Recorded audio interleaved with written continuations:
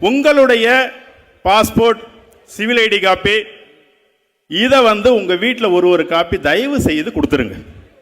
அது ரொம்ப முக்கியம். அது மாதிரி உங்களுக்கு இங்கே ஒரு எமர்ஜென்சி கான்டாக்ட் நம்பர், யாருடைய உன் ஃப்ரெண்டாக இருக்கலாம், உன் சொந்தக்காரன் எவனாவது இருக்கலாம், இல்லையா எவனுமே இல்லையா, உன் கம்பெனியோட நம்பர் அங்கே கொடுத்துருங்க. ஒருத்தர் இறந்துட்டாலோ அல்லது அவர் காணாமல் போட்டாலோ ஊரில் உள்ளவங்க கான்டாக்ட் பண்ணுறதுக்கு எந்த ஒரு ப்ரூஃபுமே கிடையாது. அவனுடைய ஒரு 10 நாளைக்கு முன்னாடி ஒரு கேஸ் வந்தது என்கிட்ட.